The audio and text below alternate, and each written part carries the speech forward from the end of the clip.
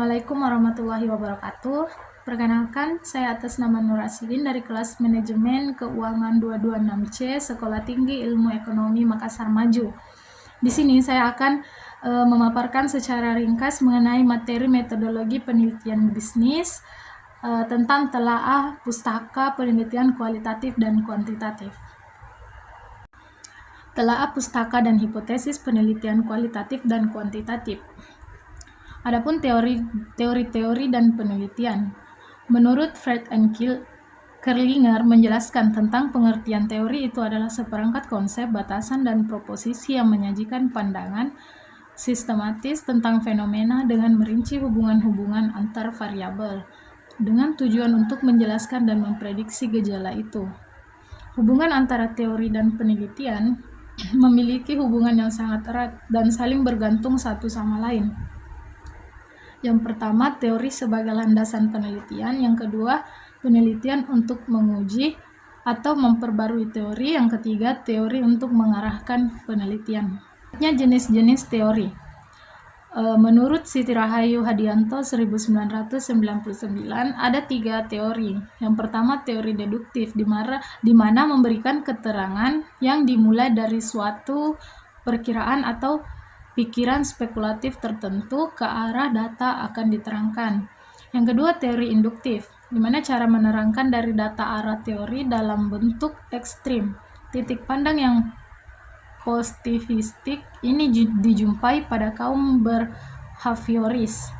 Yang ketiga, ada teori fungsional, di mana menunjuk pada suatu interaksi pengaruh antara data dan perkiraan teoritis, yaitu data mempengaruhi pembentukan teori dan pembentukan teori kembali mempengaruhi. Selanjutnya ada tujuan, manfaat, dan langkah-langkah dalam membuat telaah pustaka. Tujuannya itu, yang pertama mengidentifikasi penelitian sebelumnya, yang kedua menemukan celah penelitian, yang ketiga mendukung pengembangan kerangka teori, yang keempat membuktikan keberadaan masalah, serta yang kelima menjadi dasar penentuan metode penelitian. Adapun manfaat dari langkah-langkah membuat telaah pustaka, yang pertama membantu peneliti dalam menyusun hipotesis, yang kedua menambah pemahaman teoritis, yang ketiga membantu dalam merancang penelitian, yang keempat menghindari duplikasi penelitian, serta yang kelima meningkatkan kualitas penelitian. Selanjutnya ada proporsi dan hipotesis. Hipotesis menurut Yunus 2010 secara harfiah, hipotesis artinya suatu kebenaran yang masih bersifat meragukan. Kebenaran dapat dibedakan atas 2 hal, yaitu kebenaran secara teoretik dan kebenaran secara faktual.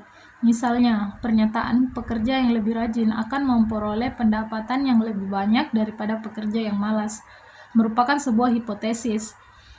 Secara teoretik, hal tersebut benar bahwa orang yang lebih rajin bekerja akan mempengaruhi pendapatan yang lebih besar daripada mereka yang malas. Tetapi, pernyataan tersebut masih perlu diuji, yang hasilnya bisa terbukti benar atau sebaliknya.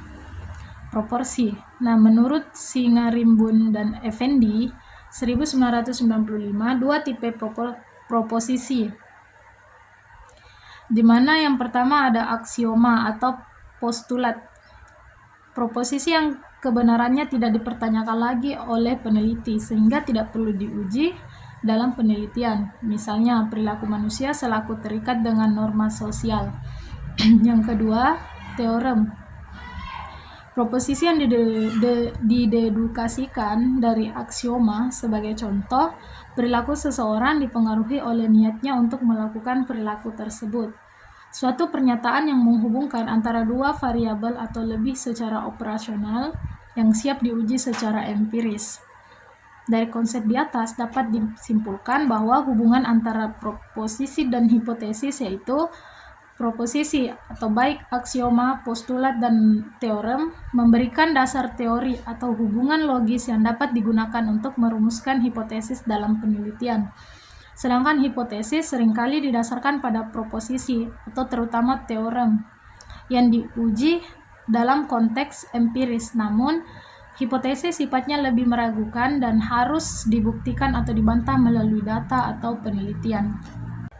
Adapun jenis-jenis dan manfaat hipotesis, yang pertama Hipotesis deskriptif berfokus pada hubungan atau ciri-ciri suatu fenomena yang akan dijelaskan atau digambarkan tanpa menyatakan hubungan sebab akibat antara variabel.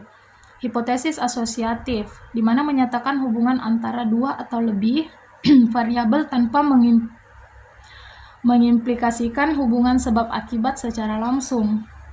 Hipotesis nol dan alternatif. Nah, hipotesis nol menyatakan tidak ada hubungan atau perbedaan antara variabel yang diteliti, sedangkan hipotesis alternatif hipotesis yang berlawanan dengan hipotesis nol dan menyatakan adanya hubungan atau perbedaan yang signifikan antara variabel. Kriteria hipotesis. Yang pertama ada jelas dan spesifik, di mana tidak boleh ambigu, terlalu umum, karena hal tersebut akan menyulitkan peneliti dalam mengumpulkan data dan menganalisisnya. Yang kedua dapat diuji atau testable, di mana harus dapat diuji melalui eksperimen, survei, metode penelitian lainnya. Artinya harus ada cara untuk mengumpulkan data yang dapat mendukung. Yang ketiga logis, berdasarkan teori atau literatur yang ada. Ini memastikan bahwa hipotesis tersebut tidak dibuat secara sembarangan dan ada dasar yang jelas dalam pengetahuan yang ada sebelumnya. Adapun kesimpulan dari materi telaah pustaka yaitu telaah pustaka berperan sebagai landasan teoritis untuk memahami penelitian sebelumnya, mengidentifikasi celah penelitian dan memperkuat argumen ilmiah. Hipotesis adalah pernyataan sementara yang dirumuskan berdasarkan teori dan telaah pustaka, digunakan untuk